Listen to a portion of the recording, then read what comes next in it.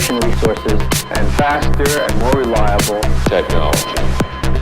Higher performance communication resources, and faster and more reliable. So, how do we get to this place? You know? And this is kind of the example I give you. We have a nice family here. A mom dropping off her children to go to summer camp. But what you can't see in this picture is that one of these children can't go to summer camp. One of these children has type 1 diabetes. And that means that they have a significantly changed life. They can't go without supervision. They can't go without medical supervision because they have a lot of demands on them.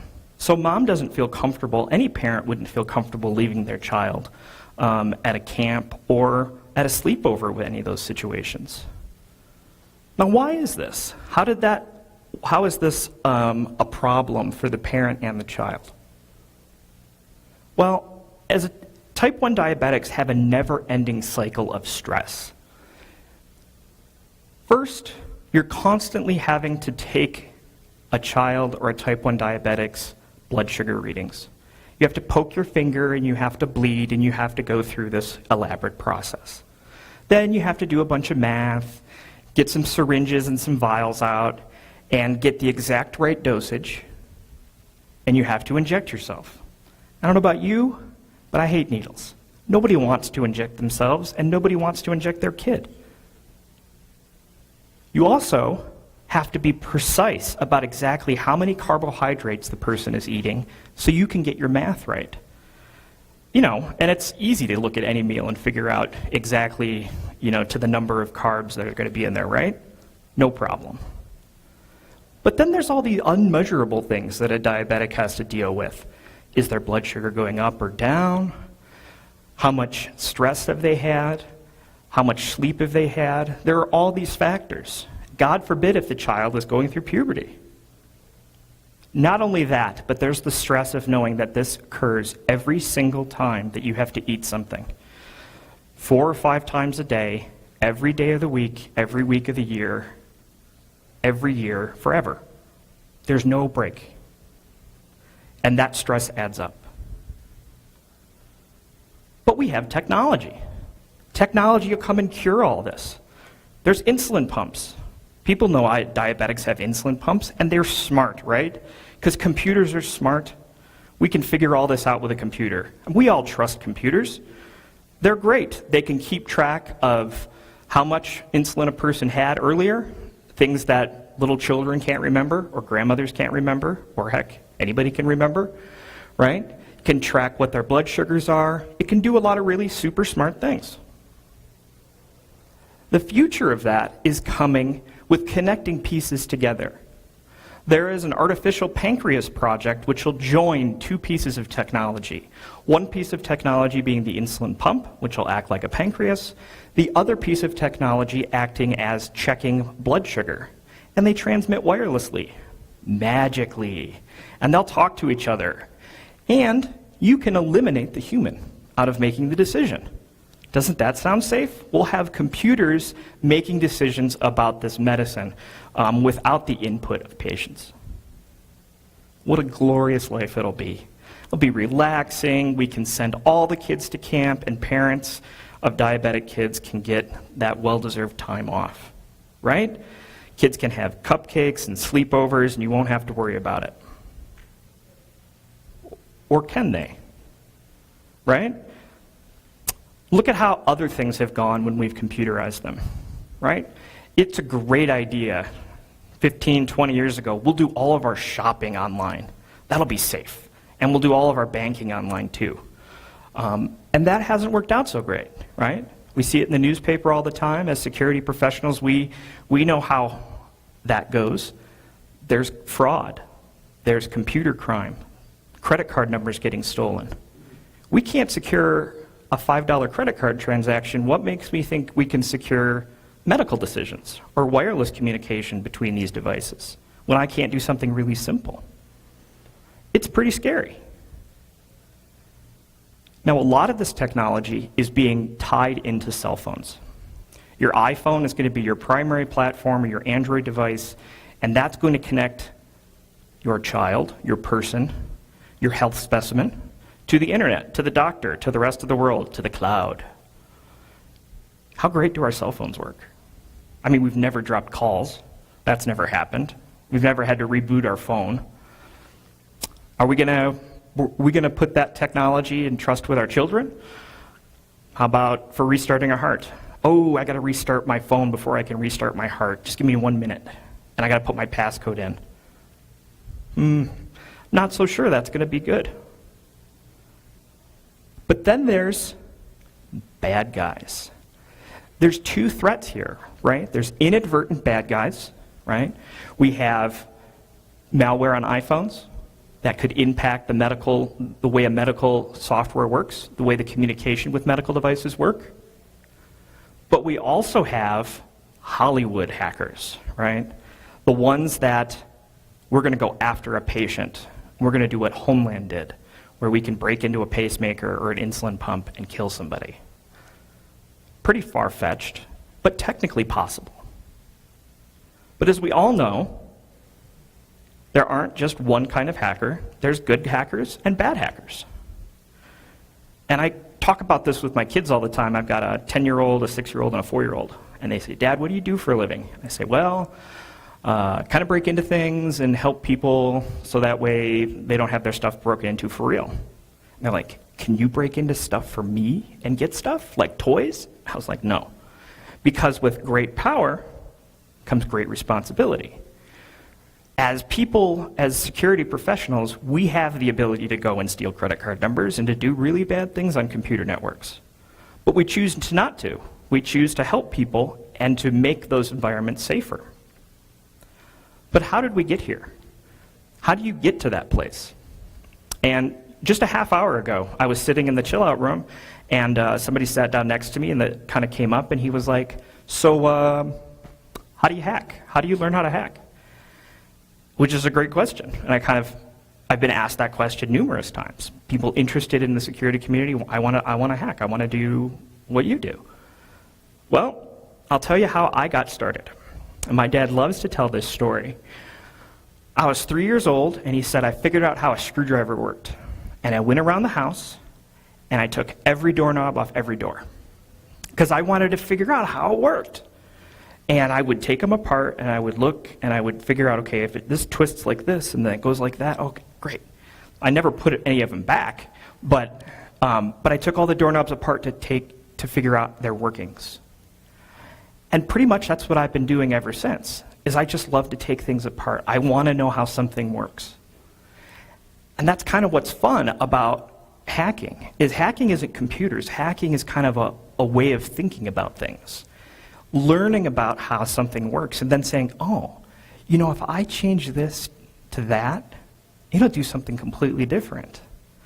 And it doesn't matter if it's a computer program, a web service, a paperclip, a doorknob. All of those things can be modified, can be twisted to do something they weren't originally designed to do.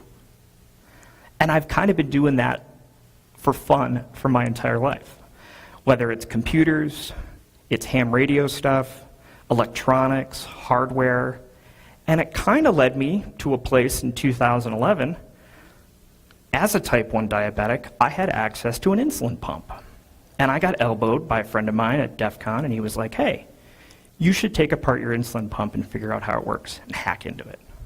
And I kind of laughed. I said, sure, I should.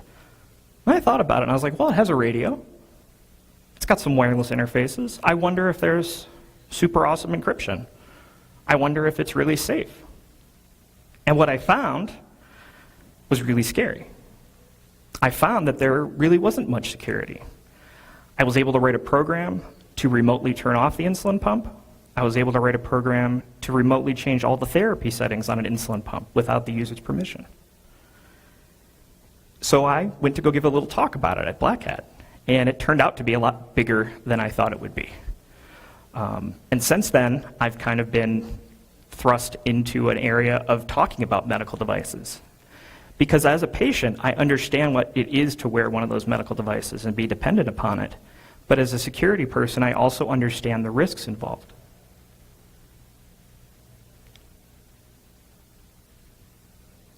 In the past 5 years, I've gone out and bought hundreds of medical devices from all kinds of strange places in order to take them apart and figure out how they work.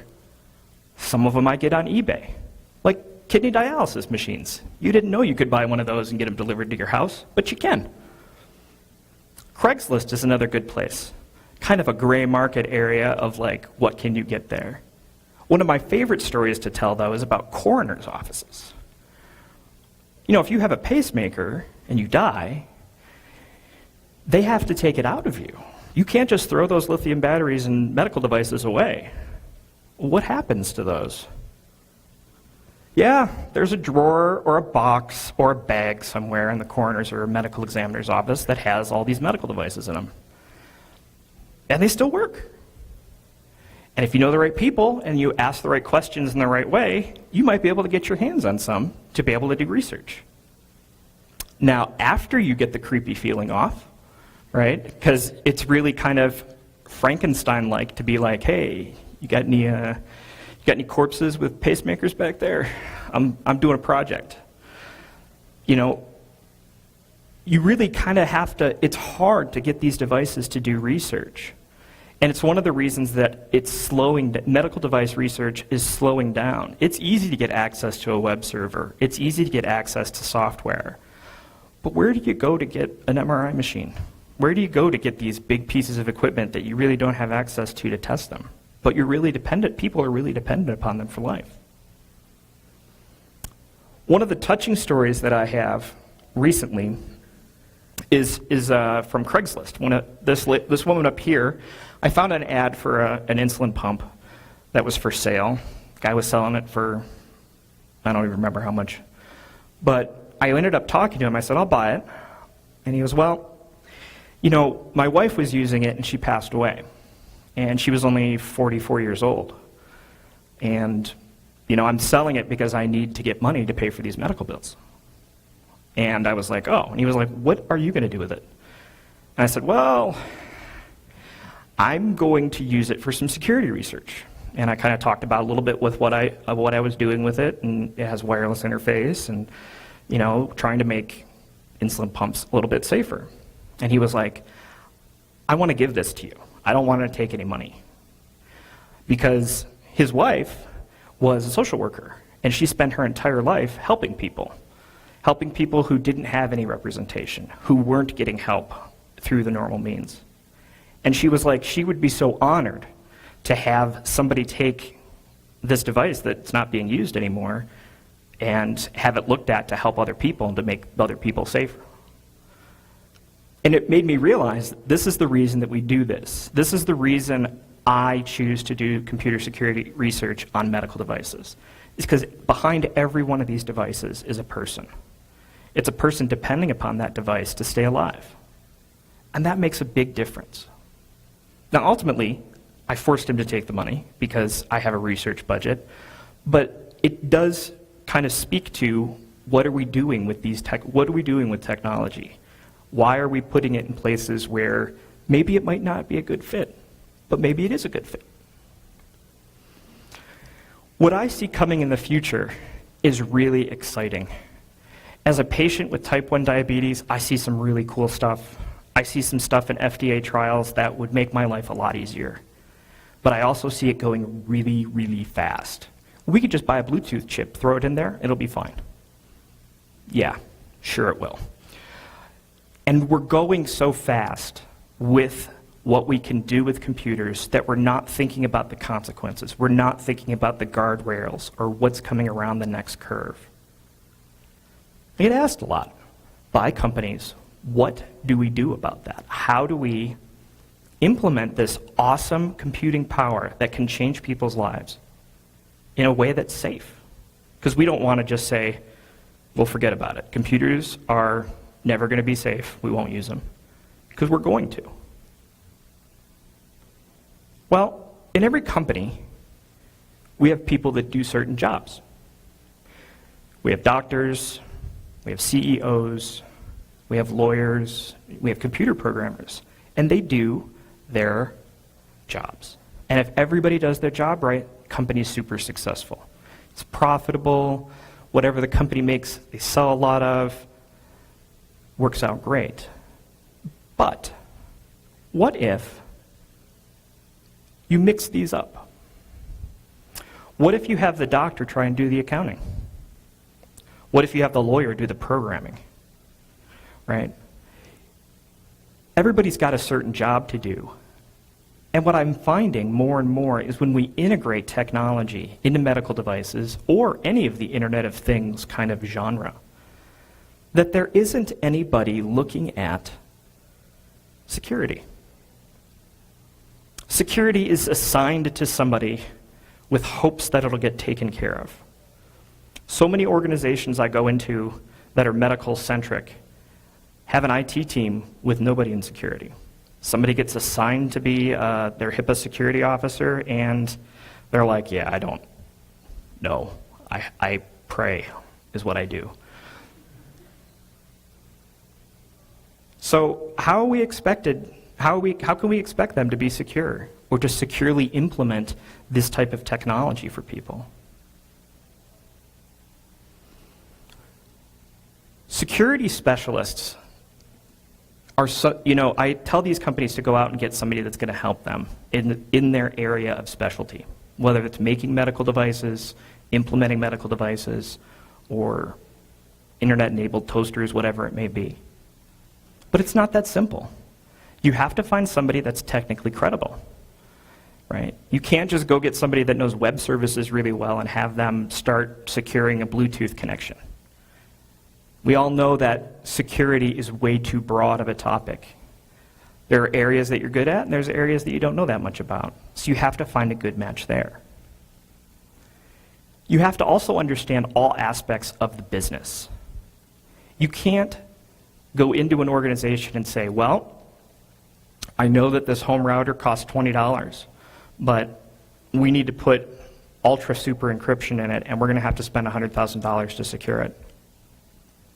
From a business perspective, that doesn't make any sense. You can't make those decisions and be successful. You can't have super security all the time. More importantly, balancing risk versus practicality is something that the medical industry faces all the time. I look at little kids that have insulin pumps, and they're like, well, you should just put a passcode on the insulin pump. Sure. Let me explain to the 4-year-old that they need to pick an 8 to 16 character passcode. They can't have 2 consecutive characters when they can't spell. Not only that, in an emergency situation, how would that child be able to communicate that with the caregiver? They wouldn't. I go into hospitals. One of the first times I went into a hospital, I went to the emergency room as a consultant, and I saw a big magnet. And I was like, what's the magnet for? And they were like, oh, if you have a patient with a pacemaker, if you put the magnet over their heart, it'll turn the pacemaker off. There's a magnetic switch in there. So that way, they can turn that off in the case of an emergency. And I was like, that's brilliant. Right. Short range, but also you need the ability to turn things off. You need the ability to save the patient's life. You have to keep that in mind when securing these medical devices. If you put super encryption on there and hide the keys really well and do all the things that we've been trained to do as security professionals, are we putting a person's life at risk? We have to balance that risk versus practicality. Most importantly, what I'm seeing now is that you need a security specialist that's going to go to battle with you, not just in the design process, but for the entire life cycle of the device. Last month, the FDA published some guidance on post-approval cybersecurity. And what that means is, what do you do with devices that are already out on the market? Patching. Vendors are having a really hard time with this because they go through the FDA approval process and then they're like, that device is gone. I don't have to worry about it ever again. But we all know that's not true. These devices need patching. They have vulnerabilities that are going to be found. How do you do that? I see a lot of the Hospira case that happened last year. It took them over a year to respond to a vulnerability that was reported because they just had no plan. They had no ability to patch things. And a lot of medical devices out in the field are the same way. So what does the future hold? You know, I did an interview last month that kind of talked about Cryptolocker and the whole Cryptolocker story that happened in Hollywood, which I don't think would have really been a story if somebody made up the number of $3.4 million being held ransom. Ultimately, it was $17,000. But we see this all the time. Companies getting their files locked up and encrypted, and then they have to pay a ransom for it to work. What about the dangerous consequence of your medical device is now encrypted? You need to pay this ransom, otherwise I'm not going to turn it back on. I think that that's a possibility, especially with connected devices. And it's a scary consequence, too, because that person pretty much has to pay. There is no backup file for that. It's not all bad news, though. Good guys are trying, and they're trying hard. The FDA has been issuing cybersecurity guidance. And the real question that comes to the FDA is responsible for approving medicine for people to use safely. They're not computer scientists. They're not security engineers. So they're a group of people that have lab coats and chemistry degrees. They don't necessarily have the skill to be able to make decisions like that. But more vexing is, do they have the permission to?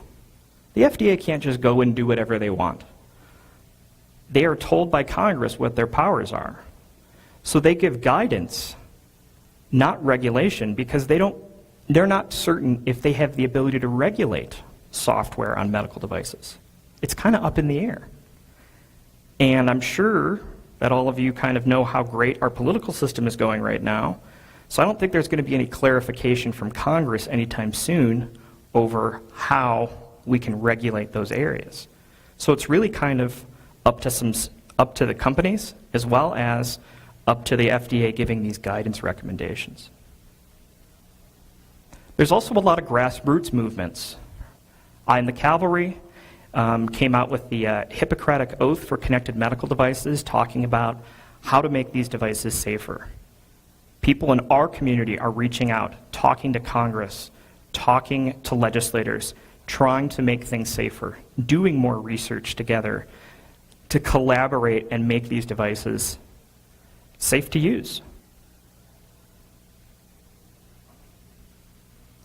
That brings us back to the family. Is this mom going to be able to drop off her type 1 diabetic anytime soon? I don't know. You know, as a diabetic, thankfully none of my children are diabetic, but I'm not sure if I would trust them or trust the device to make decisions on behalf for them. But maybe that's just me being a parent. But as we go forward, as we use this technology and develop it, I think that there's some really exciting things that can happen, and we can really change people's lives.